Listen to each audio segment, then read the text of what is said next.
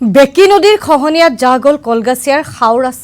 হাওচৰাৰ গাঁৱৰ প্ৰাথমিক বিদ্যালয়খন 1 আগষ্টৰ পৰা বন্ধ হৈ পৰিছে পাঠদান চিন্তিত অভিভাৱক গাঁওবাসী কলগাছিয়াৰ হাওৰাচৰাত বেকি নদীৰ খহনীয়াই ৰাইজৰ ব্যাপক ক্ষতি সাধন কৰিছে নদীৰ খহনীয়াত হাওৰাচৰা প্ৰাথমিক বিদ্যালয়ৰ এটা অংগনবাড়ী কেন্দ্ৰ সম্পূৰ্ণভাৱে নদীৰ বুকুত জাহ গৈছে এইদৰে ফলত 1 আগষ্টৰ পৰা অঞ্চলটোৰ ছাত্ৰ-ছাত্ৰীৰ পাঠদান একেবাৰে বন্ধ হৈ পৰিছে বিদ্যালয় নোহোৱা হোৱাত অঞ্চলটোৰ শিশুসকলৰ ভৱিষ্যতক লৈ অভিভাৱক আৰু গাঁওবাসী যথেষ্ট চিন্তিত হৈ পৰিছে খহনীয়াই কেৱল বিদ্যালয় নহয় অৰ্ধশতাধিক পৰিয়ালকো গৃহহীন কৰিছে বহু পৰিয়ালে ঘৰ বাৰী হেৰুৱা উচ্চ স্থানত আশ্ৰয় ল'বলগীয়া হৈছে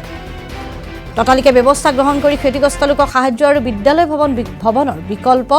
ব্যৱস্থা কৰি দিয়াৰ আহ্বান স্থানীয় ৰাইজৰ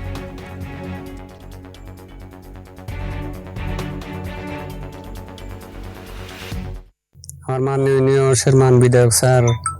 আগৰ পৰা 2-বাৰ 3-বাৰ বাহৰ কাম কৰিছে এতিয়া পাৰ্ক বানেৰ কাম কৰিছে সেইবিলাক কামে কোনো নামানে কোনো কাম দিয়া নাই তাৰ পিছত কথা হ'ল যে স্কুলখন আছিল গুচি গেল